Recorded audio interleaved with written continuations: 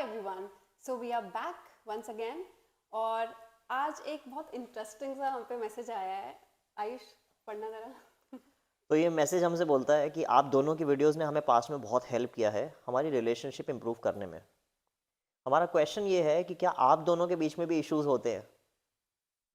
Well, issues होते हैं, I would say कि इश्यूज होते हैं, उसी वजह से हम शायद यहाँ आए। तो इश्यूज हुए हैं, इश्यूज बहुत सारे हुए हैं, और जैसे भी किसी भी और कपल के इश्यूज रहते होंगे, हमारे भी बहुत इश्यूज रहे हैं और बहुत रहते भी हैं।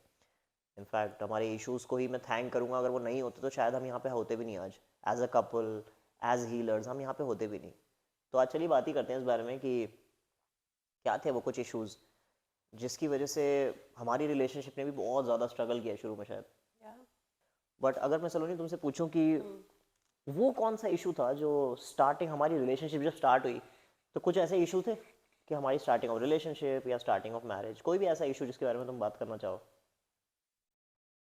इशू तो बहुत सारे थे, बट एक इशू अगर मैं, जब तुमने मुझसे क्वेश्चन पूछा, सबसे पहले जो मेरे माइंड में आया वो था feeling extremely lonely even after being in a relationship. ऐसा लगता था कि जितना मैं मांगूं अटेंशन अफेक्शन उतना ही कम मिले, तो वो लोनलीनेस बहुत ज़्यादा फील होती थी। वो सबसे मेन इशू था जो मुझे अभी याद आ रहा है, तुमने पूछा तो तो। ये जो तुम लोनलीनेस कर रही हो, ये शादी के बाद की बात कर रही हो या हमारी जब रिलेशनशिप स्टार्ट हुई तब की बात कर रही हो?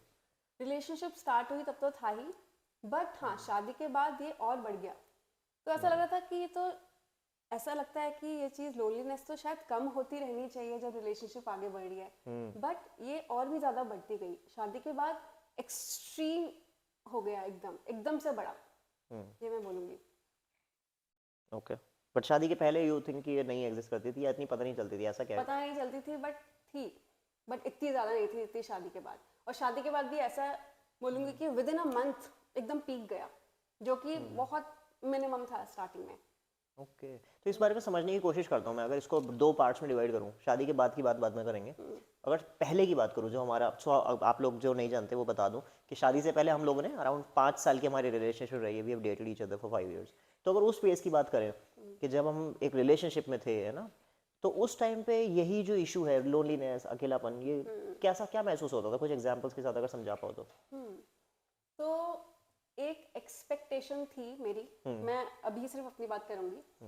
एक एक्सपेक्टेशन थी कि कोई मुझे इम्पोर्टेंस देगा अगर मैं रिलेशनशिप में आऊँगी, और उस बारे में बात करेंगे कि ये कहाँ से आ सकता है। बट हाँ, कोई मुझे इम्पोर्टेंस देगा, और अगर वो इम्पोर्टेंस नहीं मिल रही है या फिर जैसा मुझे चाहिए वैसा नहीं मिल रहा है, तुम शायद मुझे इम्पोर्टेंस दे रहे थे बट अपने तरह से दे रहे थे, बट मुझे वो चाहिए जो मैं, मेरे माइंड में जो चल रहा है।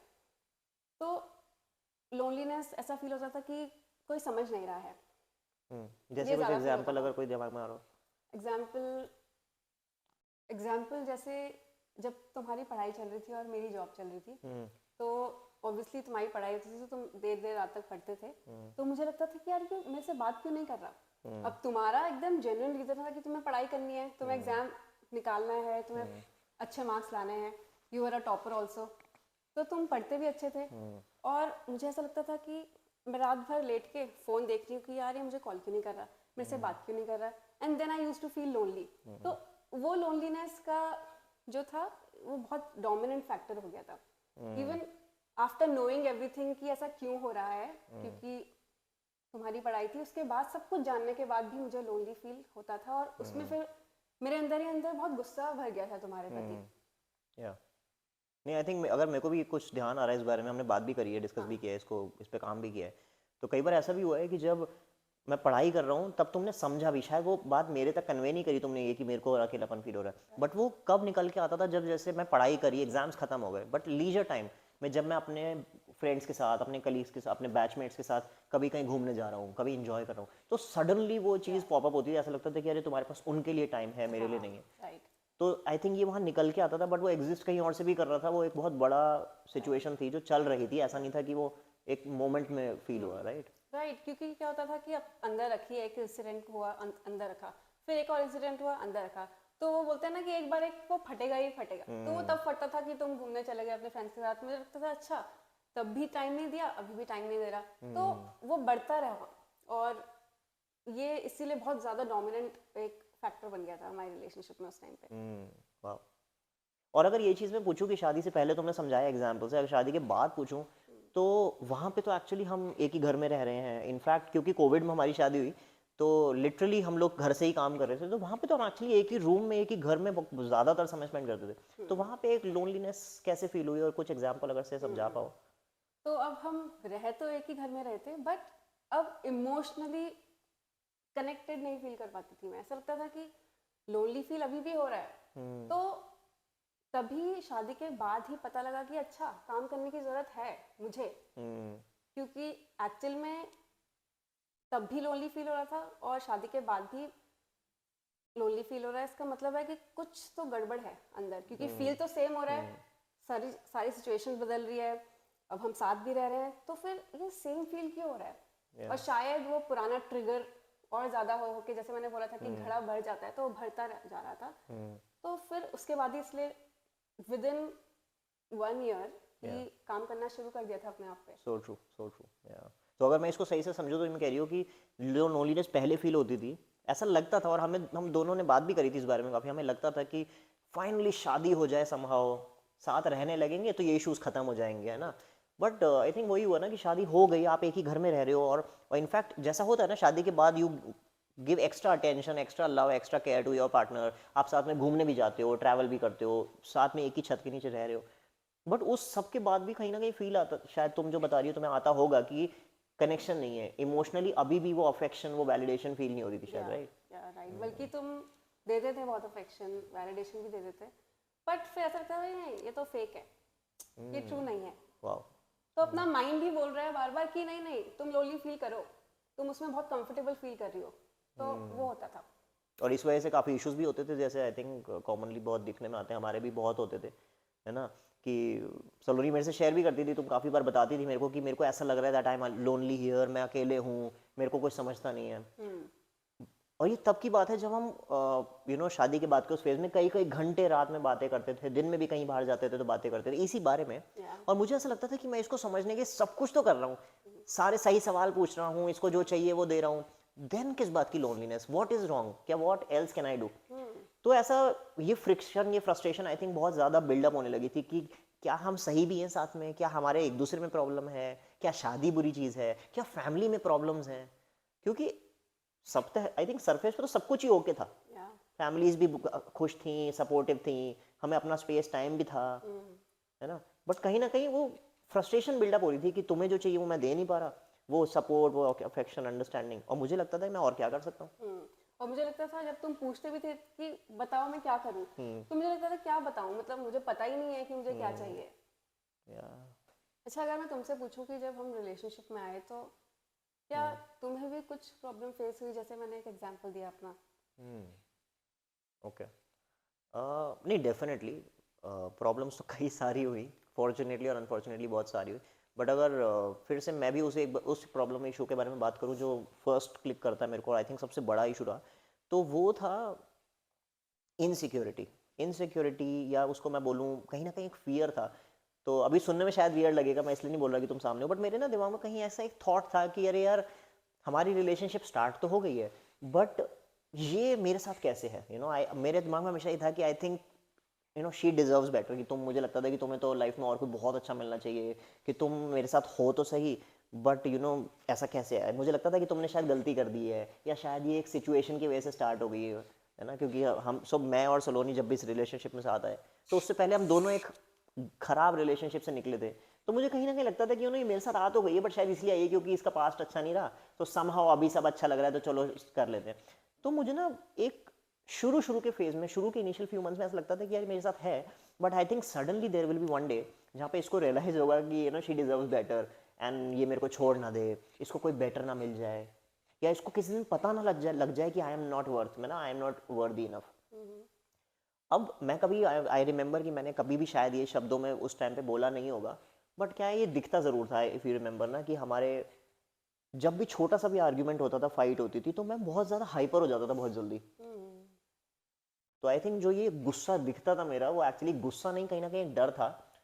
तो एक फियर था कि यू माइट लीव मी, और you might find somebody better, actually that is the right word, वो मेरे को ज़्यादा बड़ा डर था कि इसको कहीं सच में कोई ऐसा ना मिल जाए जो ये इसको डिजर्व करती है। उसका एक्चुअली मेरे साथ रीज़न बहुत क्लियर था काफ़ी, कि मैंने जो हमारे से पहले जो मैं 1-2 रिलेशनशिप्स में रहा था, उसमें एक बहुत बड़ा कोर प्रॉब्लम या फिर जो उसका एंड होने का रीज़न था रिलेशनशिप, वो ये था कि उस इंसान ने मेरे ऊपर चीट किया था। तो कहीं ना वो इशू और भी पास्ट के बचपन से लेकर कुछ इश्यूज से जो आगे बात करते हैं, बट कहीं ना कहीं एक फीलिंग मेरे मन में थी कि यार I am not good enough, कि फाइनेंशियली मैं बड़े एक नॉर्मल मिडिल क्लास फैमिली से आता हूँ। देखने में हाइट मेरा बचपन से बहुत ही बड़ा दिमाग में इशू रहा था कि मेरी हाइट कम है, मैं देखने में कोई बहुत सुपीरियर नहीं हूँ, फाइनेंशियली भी कोई, there is nothing special about me, ऐसा था मेरे दिमाग में। तो जब हम रात में रिलेशनशिप में आए ना, तो एक तरफ मैं खुश भी बहुत था, I was very happy, very blessed, very lucky मैं फील करता था, और एक तरफ ना ये डर बार बार आता था कि कब कब होगा वो, कि कौन सा ऐसा दिन, कौन सी ऐसी वो लड़ाई, कौन सी ऐसी प्रॉब्लम होगी जब तुम्हें रियलाइज हो जाएगा कि नहीं, I think I deserve better. और ऐसा होता भी था ना, जब अगर तुम्हें ध्यान हो, जब मैं जैसे कॉलेज में था, पढ़ाई कर रहा था, तुम जॉब में थी, तो तुम कभी फ्रेंड्स के साथ बाहर गई, चाहे अपने कजन से ही मिल रही हो, तो कभी भी व्हेन यू आर हैप्पी, तो जब भी ये सलोनी खुश होती थी ना, कहीं एंजॉय कर रही है फ्रेंड्स के साथ, घर वालों के साथ, तो मेरे मन में डर रहता था कि वो क्या कर रही है, वो किसके साथ है, इतनी देर तक कोई मैसेज, इतनी देर तक कोई कॉल क्यों नहीं आया। तो मैं उसको बोलता नहीं था, मैं तुम्हें आई थिंक मैंने कभी भी ये नहीं कहा होगा कि तुम कहाँ हो, किसके साथ हो, बट इनडायरेक्टली मैं पूछने की कोशिश करता था कि अरे बड़ी देर हो गई, are you safe, are you okay. But कहीं ना कहीं at the back of the mind वो डर यही था कि मुझे बताओ कौन है साथ में, मुझे बताओ कौन नहीं है, और जो है वो क्या कर रहे हैं, क्या बातें कर रहे हो, क्या पहना है, क्या खा रहे हो, क्यों, क्योंकि कहीं ना कहीं सबसे बड़ा एक डर, बहुत बड़ा इनसिक्योरिटी थी कि भाई मुझे जब पता नहीं है तो क्या हो जाएगा। ये फियर, ये इनसिक्योरिटी आई थिंक बहुत बड़ी थी मेरे लाइफ में, जो बहुत परेशान करती थी, जो पढ़ाई में ध्यान लगने में डिस्टर्ब करती थी, जो जॉब इंटरव्यूज में फोकस करने में प्रॉब्लम क्रिएट करती थी। तो बेसिकली जब भी मैं कहीं दूर होता था, अलग होता था फिजिकली, और मुझे पता नहीं है वेर यू आर, क्या कर रही हो, तो मेरे को हमेशा एक डिस्टर्बेंस रहती थी लाइफ में। वाह, मुझे इतना नहीं पता था वैसे। Yeah. शायद तुमने इतना एक्सप्रेस नहीं किया, और जब भी एक्सप्रेस किया तो वो शायद गुस्से में आया, Yeah. वो फियर नहीं दिखा कभी अंदर। तो ये जो तुमने बताया, ये डर, ये इनसिक्योरिटी, ये कब तक रही, और क्या शादी के बाद भी ये सब था? एक्चुअली मुझे खुद भी बड़ा सरप्राइज हुआ था, क्योंकि कहीं ना कहीं मेरे को भी ऐसा लगता था कि ये सब एक एज का, एक टाइम का डर है, बस समहाउ शादी हो जाए फिर तो जैसे सुनते हैं ना कि अभी हैप्पीली एवर आफ्टर, अब तो साथ में ही है, अब कहाँ कोई चला जाएगा, अब तो साथ ही हैं। तो मुझे लगता था कि ये डर चला जाएगा, बट मैंने स्लोली ग्रेजुअली रियलाइज़ किया कि इस डर की ना थोड़ी सी शेप और फॉर्म चेंज हुई। अब वो डर शायद नहीं था कि इसको कोई और ना मिल जाए, इसको कहीं और बट वो इनसिक्योरिटी स्टिल थी कि can I make her happy enough, मतलब ये था कि am I really good enough for her. तो कहीं ना वो अलग अलग तरीकों से बार बार प्रूव करने की कोशिश करना, है ना, अपने आप को अपना वर्थ प्रूफ करना, है ना, कुछ चाहे वो गिफ्ट्स के थ्रू हो, चाहे वो जेस्चर्स के थ्रू हो। तो साथ रह रहे थे, बट मुझे था कि मैं कैसे प्रूव कर पाऊँ कि आई एम गुड इनफ, है ना, चाहे वो हमारे सोशल मीडिया की स्टोरीज हों, पोस्ट्स हों, या फिर मेरे तुम्हारे लिए गिफ्ट्स हों, जिस तरह की मैं बातें करूं, कहीं ना कहीं बैक ऑफ द माइंड एक थॉट जरूर रहता था कि मैं समहाउ प्रूव कर दूं कि आई एम गुड इनफ। अब होता क्या है ना कि आप मतलब हम यू गॉट मैरिड अराउंड 27-28 की एज में हमारी शादी हुई थी ना, तो you are a young person ना, तो कहीं ना कहीं क्या होता है कि आप ये जब एफर्ट कर रहे हो, मैं बहुत सारे ऐसे एफर्ट करता था कि समहाउ प्रूव कर दूं मेरी worth, how good I am, how lucky you are. But क्या होता है ना कि sometimes you are busy with work, है ना, काम कम में ध्यान है, या कहीं और से प्रेशर है, स्ट्रेस है लाइफ का, फाइनेंशियल, इमोशनल, कुछ भी, तो क्या होता था ना, ये प्रूव करना जो है ना टायरिंग होने लगता था। ऐसा लगता था कि यार अभी नहीं हो रहा। तो क्या है, ये जो क्लैश होता था ना, ये कॉन्फ्लिक्ट, ये कई बार बहुत गुस्सा बनता था कि मैं इतना कुछ तो कर रहा हूँ तुम्हारे लिए, तुम कभी खुशी नहीं होती, है ना, and clubbed with your issues. तो ऐसा होता था कि यार और क्या करूँ, है ना, कि औरों के पार्टनर को देखो, वो तो कुछ भी नहीं करते, मैं तो इतना अंडरस्टैंडिंग हूँ, मैं तो इतना सपोर्टिव हूँ, मैं ये। तो कहीं ना कहीं कर तो रहा था मैं अच्छी चीज़ें, बट उसका इंटेंशन बहुत अलग था। उसका इंटेंशन था कि समहाउ तुम ये मान लो, ये यकीन कर लो कि नहीं नहीं, आई एम ऑल्सो लकी। जबकि तुमने कई बार ऐसा बोला भी है that I feel so lucky and ऐसी बातें, बट वो फील मुझे नहीं होता था, मुझे ये असली नहीं लगता था। अब मुझे लगता था कि ये फेक है, कि ये कह तो रही है बट एक्चुअली है नहीं।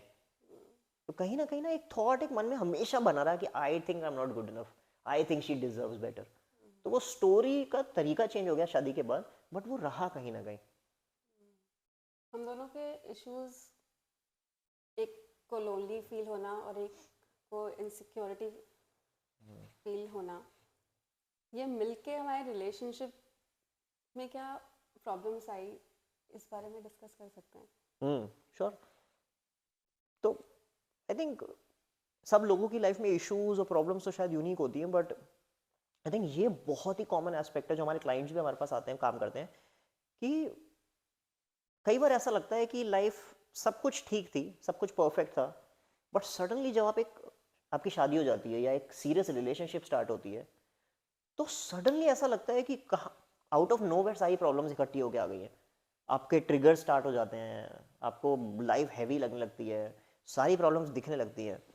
तो ये बहुत ही वियर्ड इंटरेस्टिंग सी चीज़ है कि ऐसा क्यों होता है ना। तो आई थिंक अगर हमारी बात करें तो जैसे ये लोनलीनेस या इनसिक्योरिटीज शायद थी, बट आई थिंक शादी से पहले ना इनको इग्नोर करना बड़ा ईजी था। जैसे थोड़ी देर अगर 1 घंटा 2 घंटा लड़ाई हुई, बट फिर तुम अपनी जॉब में बिजी हो गई, मैं अपनी जॉब में बिजी हो गया, कभी पढ़ाई में बिजी हो गए, कभी फ्रेंड्स के साथ, कभी, और जब फाइनली इतने सब झगड़ों के बाद हम फाइनली मिले तो लगता था अरे टाइम कम है, घूम लो, एंजॉय कर लो। तो आई थिंक अनटिल जब तक आप एक सीरियस रिलेशनशिप में नहीं होती या शादी नहीं होती ना, तो डिस्ट्रैक्शन बहुत ईजी होता है। आप टेम्पररली अपनी प्रॉब्लम्स इश्यूज को कहीं ना कहीं हाइड इग्नोर कर सकते हो, बट आई थिंक शादी और रिलेशनशिप वो अलाउ नहीं करती। आप कितना भी भाग लो, you have to face the demons. In fact शायद इसीलिए कहते भी हैं कि जैसे ही आपको एक पार्टनर मिलता है, वो पार्टनर आपके वो सारे इश्यूज को रिफ्लेक्ट करने लगता है। ऐसा लगता है कि सारे इश्यूज मेरे पार्टनर में ही हैं, सारी प्रॉब्लम्स मेरी रिलेशनशिप में ही हैं। और इसलिए आई थिंक ज़्यादातर लोग भी हमारे पास जो आते हैं वो यही बातें करते हैं कि समहाउ मेरे पार्टनर को बदल दो, उसको हील कर दो, उसको चेंज कर दो। और हम भी यही कहा, हमने काफ़ी टाइम तक यही किया है, कई साल तक। आई थिंक मेरे मन में यही था कि समहाउ सलोनी को समझ में आ जाए कि मैं कितना अच्छा हूँ, देखो मैं उसके लिए कितने एफर्ट कर रहा हूँ। और कहीं ना कहीं तुम्हारे भी मन में शायद रहा होगा कि ये आयुष को क्यों नहीं समझ आता। हाँ, मेरे मन में भी था कि यार क्यों क्यों ये इसको कुछ हो जाए या सुधर जाए। ऐसा लगता था कि मैं तो सब कुछ ठीक कर रही हूँ, सही बात है, पता नहीं इसको क्यों समझ नहीं आता है, इसको कैसे समझाऊं। तो ये था। थोड़ा सा अगर ये भी सलोनी इस बारे में बात करते हैं कि हमने रियलाइज तो किया ये हीलिंग, इस as a healer, as a coach हमने काम करना बहुत बाद में स्टार्ट किया, बट कहीं ना कहीं खुद में अपनी लाइफ में रियलाइज होना स्टार्ट हो गया था कि यार कुछ इशू तो है। और रिलेशनशिप और पार्टनर्स के सिवा भी कुछ ना कुछ इशू है। जैसे तुमने बोला कि शादी के बाद भी ज़्यादा जल्दी पता चला, बट एग्जिस्ट पहले भी करता था। तो क्या रिलेशनशिप से पहले भी कभी तुम्हें लगा कि इसके कुछ साइंस थे, चाहे बचपन में चाहे यंग लाइफ में, कहीं कुछ ऐसा फील हुआ? हाँ, मतलब अब बिकॉज हमने अपने आप पे काम करा है, तो वो काम करने के बाद पता चला है। वो ऑब्वियसली जब इश्यूज हो रहे थे उस टाइम पे नहीं पता चला था। तो जब मुझे पता चला, मेजरली सबसे बड़ा लोनलीनेस फील करने का रीज़न ऑब्वियसली आ रहा था बचपन से ही। तो अगर मैं अपनी बात करूँ तो हम 2 बहनें हैं, मैं बड़ी हूँ और मेरी एक छोटी बहन है 5 साल छोटी। तो as an elder sister I have always taken care of her. या मैं बोलूँगी कि हमेशा एक बड़ी बहन या बड़ा भाई, कोई भी बड़ा सिबलिंग है, वो हमेशा चाहता है कि मैं अपने भाई बहन के लिए क्या कर दूँ, है ना, इमोशनली। जब आप कमाना शुरू करें तो फाइनेंशियली, कैसे भी, you always want to take care of your sibling, छोटे सिबलिंग का। तो मेरा भी ऐसा ही था, बट क्योंकि मेरा कोई बड़ा भाई या बहन नहीं था, तो I always used to feel कि मेरे लिए कोई क्यों नहीं कर रहा है। अभी यहाँ पे पेरेंट्स अलग हो जाता है, क्योंकि पेरेंट्स तो दोनों को ही प्यार दे रहे हैं, पर एक सिबलिंग का जो बॉन्ड होता है, जो मैं उसके लिए करती थी, मुझे लगता था कि मेरे लिए भी कोई करता। और यही चीज़ फिर बाद में हुई, जब शादी हुई या जब हम रिलेशनशिप में आए, तो मुझे लगा अच्छा अब ये करेगा मेरे लिए, you know, whatever I always wanted, this person is going to give मी।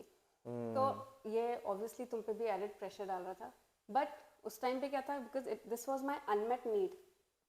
मेरी नीड जो थी फुलफिल नहीं हुई थी। एंड अब एक रिलेशनशिप में आने के बाद हमें लगता है कि मैं 50% हूँ, अभी ये आधा मुझे पूरा करेगा, बट ऐसा होता नहीं है ना। हमें 100% होना होता है, जो भी आए दैट इज अ बोनस। और एक ये रूट कॉज जो मुझे समझ आया था, बहुत सारे रूट कॉजेस है, बट हाँ, this was the dominant root cause. I always wanted someone to take care of me as a sibling. मतलब मेरे हम Yeah. या ज़्यादा हम रही, थोड़ा सा ही गैप हो, पेरेंट्स वाला नहीं बट कम गैप वाला, तो वो तुम मुझे मिल गए थे तो मैं तुमसे एक्सपेक्ट कर रही थी। Yeah. और फिर वो लोनली फील की, ऐसा लगा था कि यार अच्छा यहाँ से तो मिलना चाहिए था, तो मैं इस रिलेशनशिप में हूँ ही क्यों, ऐसा फील होने लग गया था। Wow. तो ये एक बहुत बहुत ही मेजर रूट कॉज था जो बाद में मुझे पता चला। तो बेसिकली लैक ऑफ कंपेनियनशिप अगर देखी जाए तो वो बचपन से आ रही थी, बट उसका कॉन्सिक्वेंसेस बड़े होके रिलेशनशिप्स में दिखे। बिल्कुल। और ये इतना इंटरेस्टिंग और इतना ज़्यादा कॉमन पॉइंट है। क्या होता है, हम बहुत सारे क्लाइंट्स के साथ जब काम करते हैं ना, तो रीजंस अलग हो सकते हैं। किसी बच्चे को लगता है कि उसे फैमिली में सही अटेंशन नहीं मिली, किसी को लगता है कि उसको माँ बाप से सही प्यार नहीं मिला, किसी के पेरेंट्स वर्किंग हो सकते हैं, किसी के बहुत बिजी हो सकते हैं, रीजंस बहुत सारे हो सकते हैं। किसी को हो सकता है सिबलिंग हो ही ना, बट बच्चे को कहीं ना कहीं बचपन में ये खला कि मेरे को अफेक्शन नहीं मिली, अटेंशन नहीं मिली। तो ये जो छोटा सा इमोशनल वूंड था एक टाइम पर, उस बच्चे ने उसके साथ इतना टाइम स्पेंड किया कि अब वो कहीं ना कहीं उसकी पर्सनैलिटी का, उसके बिलीव्स का पार्ट बन गया। राइट। राइट। और तुमने बिल्कुल सही कहा कि रीजन कुछ भी हो सकता है। अभी वो लोनली मेरा फील करने का रीजन अगर ये था, 100 रीजन हो सकते हैं ना सबके अलग अलग, बट फिर वो दिख भी अलग अलग तरीके से सकता है। जैसे मेरे केस में दिखा कि अब मुझे वो पार्टनर से चाहिए, किसी के केस में दिख सकता है कि मुझे अब अकेले ही रहना है, आई डोंट नीड एनीवन, क्योंकि एक रेबेलियसनेस भी आ सकती है कि अच्छा कोई नहीं था मेरे साथ, मैं सीख गई हूँ अब रहना ऐसा, now I don't need anyone. तो ऐसे लोग कभी चाहेंगे नहीं कि किसी भी वो रिलेशनशिप में आए, वो चाहेंगे कि I just want to be alone because I know how to be. Hyper independence. Hyper independence. तो कैसे कुछ भी चीजें आ सकती है वहां से, but we need to understand कि हमारा कहाँ से क्या आ रहा है ताकि हम उस पर काम कर सके। जो काफ़ी केसेस में समझने के लिए गाइडेंस की और हीलिंग की ज़रूरत होती है। अदरवाइज देखो, जनरली कॉमन हमने भी जो बहुत टाइम तक किया, वो क्या होता है, एक एक्सपेक्टेशन होती है कि भाई देखो मेरे ये इश्यूज हैं, मेरे ये फ्लॉज हैं, मैं ये लेके आ रही हूँ रिलेशनशिप में, तुम्हारे कुछ फ्लॉज हैं तुम लेके आओ, और हम जस्ट बिकॉज हम मिलेंगे, साथ आएंगे, सब परफेक्ट हो जाएगा। बट प्रॉब्लम ये है ना कि मेरे जो इमोशनल बचपन के या अर्ली लाइफ के वोन्स हैं, वो मैं लेके आ रहा हूँ, but you are carrying your own. तो एज पार्टनर्स आई थिंक ये तो बहुत अच्छी बात है कि हम एक दूसरे को सपोर्ट करें, गाइड करें, हेल्प करें टू हील। बट मेरा पार्टनर, जैसे तुम मेरी इनसिक्योरिटी दूर नहीं कर सकती, हाँ तुम सपोर्ट जरूर कर सकती हो कि आयुष तुम्हें क्या जरूरत है, what can I help you and how can I support your healing journey. But तुम मेरे लिए मेरे इमोशनल वुंड्स को खत्म नहीं कर सकती। जैसे अगर मुझे अभी तो चलो हम ये टर्म्स पता चल गई है, हमने अपने ऊपर काम किया तो हमें रियलाइज भी हुआ, हमने हील भी किया, बट अगर बैक देन तो मुझे शायद बताती भी कि क्योंकि मेरे बचपन में ऐसा हुआ है इसलिए मुझे ज़रूरत होती है, तो वो नॉलेज आना अलग बात होती है, बट मैं शायद उस बारे में कुछ कर नहीं सकता था। और शायद तुम जितना भी मुझे ट्राई करते कि इसको लोनली फील ना हो, मुझे वो फेक ही लगता, क्योंकि लोनलीनेस बिकेम माय कोर। मतलब मैं इतना कंफर्टेबल हो गई थी ना लोनली फील करने में, वो विक्टिम में कि यार मेरा तो कोई नहीं है, तुम चाहोगे भी ना देना मुझे वो सपोर्ट, मैं नहीं वो सपोर्ट फील कर पाऊंगी, कि मैं बहुत कंफर्टेबल हूँ लोनली फील करने में, वो बहुत फेमिलियर है मेरे लिए। तो जो भी फेमिलियर हमारे लिए होता है वो हमारे लिए बहुत इजी होता है फील करना। जब तक मैं उसके रूट में जाके उसको निकालूंगी नहीं, तब तक मैं लोनली फील ही करती रहूंगी, तुम जितना भी सपोर्ट दो। तो it has nothing to do with you, सब मुझे ही करना होगा काम भी। सही बात है, सही बात है। आई थिंक जो तुमने बीच में एक टर्म यूज किया फेमिलियर, ये बहुत ज़रूरी है हम सबके लिए समझना कि what is familiar, what is very common may not always be healthy. कि जो चीज़ बहुत आम तौर पे दिख रही है या फिर जो बहुत ही जानी पहचानी लग रही है, सालों से जानते आए हैं, ज़रूरी नहीं वो हमारे लिए सेहतमंद हो, हेल्दी हो। जैसे सलोनी के केस में वो था लोनलीनेस, कि हमेशा लोनलीनेस महसूस किया है, तो ऐसा नहीं लगता कि वो गलत है या उसको चेंज करने की ज़रूरत है। ऐसा लगता है कि मैं लोनली हूँ, मैं तो ठीक हूँ, अब तुम बताओ तुम उसके लिए क्या कर सकते हो। मेरे केस में क्या था, एक बिलीफ था, एक इनसिक्योरिटी, इन्फीरियोरिटी थी कि भाई क्योंकि मेरी एक ऐसी हाइट है, क्योंकि मैं दिखने में ऐसा हूं, तो I am not good enough. तो मेरा थॉट क्या था कि देखो मैं जो मानता हूं वो तो सही है ना, उसमें क्या गलती है, सही बात है कि आपको तो एक हाइट का होना चाहिए, आपको तो ऐसा दिखना चाहिए, तब लोग आपकी रिस्पेक्ट करेंगे। तो क्योंकि ये सच है, it was my universal truth, अब दुनिया इसके अकॉर्डिंग मेरे को दिखती थी। तो उसी फियर्स, उसी इनसिक्योरिटीज के हिसाब से मेरा पार्टनर चाहे मुझे कितना भी बोलता है, एंड बोलती भी थी सलोनी कि आई लव यू एंड तुम मेरे लिए बहुत स्पेशल हो, and you know how we express, but मेरे को यकीन क्यों नहीं होता था क्यों मेरे अंदर वो इनसिक्योरिटी बार बार घर करती थी? क्यों? क्योंकि I had spend so many years, मैं बचपन से ये मानता आता था। तो मैं जब छोटा था स्कूल में, तो बहुत ही छोटी क्लास में, मतलब थर्ड फोर्थ स्टैंडर्ड से मेरे को ये फील होना शुरू हो गया था, बहुत रीज़न से। कभी कभार वो फनी कमेंट से, कभी टीचर्स के रिमार्क से ये पता चलने लगता है कि यार आपकी हाइट कम है। कुछ लोग मजाक में बोलते हैं, कई चिढ़ाते हैं, कुछ निकनेम्स देते हैं। तो एक बच्चे को ये यकीन होने लगा था कि यार तेरे बारे में कुछ तो कमी है। अब क्या हुआ कि बड़ी एज तक आते आते इतना टाइम स्पेंड कर दिया, इतना फेमिलियर हो गया है वो कॉन्सेप्ट कि देयर इज समथिंग मिसिंग और लैकिंग इन मी। तो ये तो सच ही है, ये तो गलत नहीं है। तो जैसा तुमने कहा कि पार्टनर हेल्प और सपोर्ट कर सकता, तो डेफिनेटली तुम्हारी प्रेजेंस ने हेल्प किया, बट हील मुझे ही करना था। हाँ। जब तुम्हारे इतने सालों के एक्सपीरियंसेस से एक बिलीफ आ गया था कि दिस इज समथिंग जो लैक कर रहा है मेरे अंदर, तो किसी के वर्ड्स कितना भी कंफर्ट तुम्हें नहीं फील करा सकते ना। सिर्फ वर्ड्स, जो तुम्हारे इतने सारे एक्सपीरियंसेस हैं, वो मेरे वर्ड्स से कुछ नहीं होगा, उसमें एक्चुअल में तुम्हें काम करना पड़ेगा। सच बात है, सही बात है। तो एक बिलीव भी आता है। एक और चीज़ इसमें बात करना चाहूँगी कि एक जो एग्जाम्पल तुम्हारा बिलीव था कि I am short and not worthy, है ना।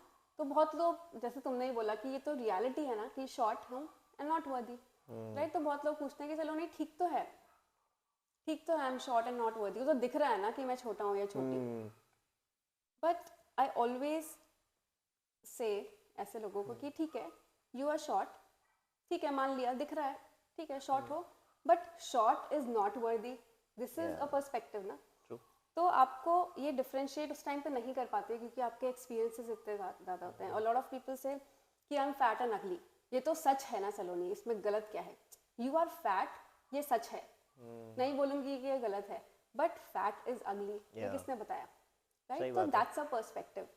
और वही है कि वो इतना तुम्हें फील कराया गया कि शॉर्ट इज समथिंग, ये वर्स्ट थिंग है किसी के साथ हो सकती है, इसीलिए तुम्हारा बिलीव बन गया और ये नेगेटिव बिलीव बाद में रिलेशनशिप्स में दिखने लगा। Absolutely, absolutely. अब जैसे यही बात सुन के ना मेरे को ध्यान में आता है कि बट ये तो आपके टीचर्स ने बोला है, कई बार आपके रिलेटिव्स ने, फैमिली ने बोला है ना, कि अरे भाई तुम्हारी हाइट कम है, तुम उसके अकॉर्डिंग कुछ कपड़े देखो, उसके अकॉर्डिंग की चॉइसेस बनाओ, है ना, तुम्हें तो ऐसा ऐसा पार्टनर मिलेगा, मजाक में चाहे। तो अभी काफ़ी सालों तक ना मेरे को ऐसा भी लगता था कि यार ये जो बिलीफ है ना, ये चेंज हो जाएगा कब, या मैं कब बेटर फील करूंगा अपने बारे में, जब वो जिन्होंने मेरे को कहा था समहाउ मैं उनके सामने प्रूफ कर दूं। जैसे मेरी एक टीचर ने मेरे को एक बार मजाक में बोला कि, है ना, हम लोग सब अपना स्कूल का एक इवेंट की तैयारी कर रहे थे, स्कूल फंक्शन की हम तैयारी कर रहे थे। तो उसमें एक टीचर ने मेरे को बहुत दूर से, बहुत सारे, काफ़ी क्राउड था बच्चों का, स्कूल स्टूडेंट्स का, उन्होंने दूर से आवाज़ लगाई कि वो जो चूहे जैसा लड़का है वो इधर आओ। अब एंड अदर स्टूडेंट्स लाव्ड। अब क्या होता है कि इतने सारे बच्चों के बीच में सब हंसे, टीचर्स हंसे, बच्चे हंसे, it felt like a joke to them. But उस बच्चे जिसके साथ ये हुआ, उसका क्या हुआ, एक छोटा सा ट्रॉमा बन गया। अब ट्रॉमा के साथ मैं जब बड़ा हुआ ना, तो बहुत साल तक मैं ना डे ड्रीमिंग करता था, अकेले बैठ के सोचता था कि बड़े होके ना मैं बहुत पैसा कमाऊंगा, मैं बहुत सक्सेसफुल हो जाऊंगा, और एक दिन वो टीचर मेरे सामने झुक के ऐसा बोलेगा कि वाह, है ना। अब ये सिली लग सकता है, बट हुआ क्या कि बहुत साल तक मेरे को लगा कि वो टीचर रियलाइज कर ले तो मैं बेटर फील करूंगा। और इसी तरह के कई लोग लाइफ में आए, है ना। आपकी एक्स, मेरी एक्स, जहाँ से मेरी इनसिक्योरिटी और बढ़ी कि उसने मेरे को छोड़ा because I am a certain way, तो लगा कि जिस दिन इसको बदला ले लूँ, रिवेंज ले लूँ तो अच्छा होगा। But I realise very very soon in life कि चाहे कोई कितना भी सॉरी फील कर ले, चाहे अपनी गलती रियलाइज कर ले, आप रिवेंज भी ले लो, अगर जैसे मैं अपने उन इश्यूज़ के साथ इमोशनल वुंड को हील नहीं करता, तो जो कॉन्सिक्वेंसेज मेरी लाइफ में है वो मेरे साथ चलते रहते हैं। चाहे कोई कितना भी अपोलोजाइज कर ले, जैसे कई लोग हमारे साथ क्लाइंट्स भी आते हैं ना, बोलते हैं कि मैं सब बढ़िया हो जाऊंगा, मेरी मदर मेरे से अपोलोजाइज कर ले, मेरे फादर अपनी गलती एक्सेप्ट कर लें तो मैं ठीक हो जाऊंगा। It does not happen. हाँ ठीक है, अगर वो अपोलोजाइज कर लें, गलती मान लें, तो इट्स अ बोनस, आप एंजॉय कर सकते हो, but apology is not equal to healing. किसी की माफ़ी मांगना, गलती का एहसास हो जाना अच्छा फील हो सकता है, बट हीलिंग नहीं है। क्यों? क्योंकि आप उस ट्रॉमा के साथ जिए हो ना इतने साल, तो उसने आपके बिलीफ सिस्टम शेप किए हैं, आपको ट्रॉमा के साथ रहने की आदत डल गई है। तो ट्रॉमा जब रिलीज होगा तो बिना ट्रॉमा के रहना भी तो आना चाहिए ना। That is what healing is. उसके लिए गाइडेंस की, सहारे की जरूरत होती है। बट या वेरी राइट। वाह। तो आज हमने एक एक अपना इशू डिस्कस किया जो हम फेस कर रहे थे। एक्चुअल में we faced a lot of issues, but बहुत लंबी वीडियो बन जाती है अगर हम सारे इश्यूज लेते तो। और एक पॉइंट जो मैं लास्ट में बोलना चाहूँगा वो ये कि अगर आप किसी सीरियस रिलेशनशिप में या मैरिज हुई है आपकी, बहुत चांसेस हैं कि आपका पार्टनर, आपकी वो रिलेशनशिप आपको वो सारे इश्यूज सामने दिखाए। तो ज़रूरी नहीं है वो ये इंडिकेशन है कि आप अपने पार्टनर को छोड़ दो, कहीं दूर भाग जाओ। उससे पहले ये पता लगाना बहुत ज़रूरी है कि मेरे लाइफ में, मेरे बारे में ऐसे कौन से इश्यूज हैं जिस पे मुझे काम करने की ज़रूरत है। आप किसी इंसान के साथ रहें या दूर हो जाएं, सेपरेट हो जाएं, वो आपकी पर्सनल चॉइस है। बट बिफोर मेकिंग वो decision, before you take that final call कि साथ रहना या अलग होना है, ये ज़रूर देखें कि मैं अपने ऊपर वो काम कर रहा हूँ जो करने की ज़रूरत है या नहीं। अगर अपने ऊपर काम नहीं किया ना, अपने बिलीफ सिस्टम्स पे, अपने चाइल्डहुड ट्रॉमास पे, तो आप चाहे उनके साथ रहें, चाहे अलग हो जाएं, वो इश्यूज आपके सामने आते रहेंगे, बार बार बार बार आते ही रहेंगे। और हीलिंग के लिए या अपने रूट कॉजेज जानने के लिए गाइडेंस की ज़रूरत होती है। आप खुद नहीं पता लगा सकते। एंड इफ़ यू फील कि आपको गाइडेंस की ज़रूरत है, then we suggest you to get in touch with an expert and we hope you heal. अगर ये वीडियो आपको अच्छी लगी हो तो इसको अपने फ्रेंड्स और फैमिली के साथ शेयर करें और सब्सक्राइब बटन ज़रूर प्रेस करें।